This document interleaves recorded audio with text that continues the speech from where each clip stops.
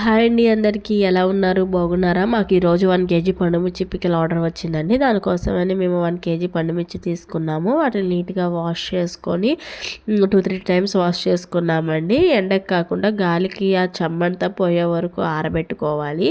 ఆ చెమ్మ ఉండడం వల్ల ఏమవుతుందంటే పచ్చడి ఎక్కువ రోజు నిల్వ ఉండదండి. అందుకని చెమ్మంతా పోయే వరకు బాగా ఆరబెట్టుకోవాలి. అవి ఆరిపోయిన తర్వాత దానిపైన ఉన్న తొడుములు కూడా తీసుకోవాలి. తీసుకొని అది కూడా ఒకసారి దేనితో అన్నా తుడుచుకోవాలండి. ఒక కాటన్ క్లాత్‌తోని. కాటన్ క్లాత్‌తో తుడుచుకున్న తర్వాత కొంచెం ఉప్పు కూడా తీసుకొని రోట్లో వేసుకొని ఈ పండు మిర్చీలు ఇంకా ఉప్పు కూడా వేసుకొని కుమ్ముకుంటా ఉండాలండి. అది అలా 2 డేస్ బాక్స్‌లో పెట్టిన తర్వాత అందులో చింతపండు కూడా వేసుకోవాలి. చింతపండు వేసుకొని అదో 2 డేస్ తర్వాత ఇలా గ్రైండ్ చేసుకోవాలండి.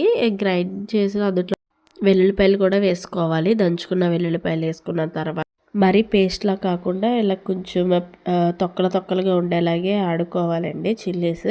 దాని తర్వాత తాలింపు పెట్టుకోవాలి. దీనికి ఎక్కువ ఆయిల్ ఎక్కువే పడుతుందండి ఈ పికిల్‌కి. అంతేనండి. ఇంకా మా ఛానల్ కనుక మీరు ఫస్ట్ టైం చూస్తున్నట్టుంటే ప్లీజ్ లైక్ చేయండి, షేర్ చేయండి, సబ్స్క్రైబ్ చేసుకోండి. Thank you for watching.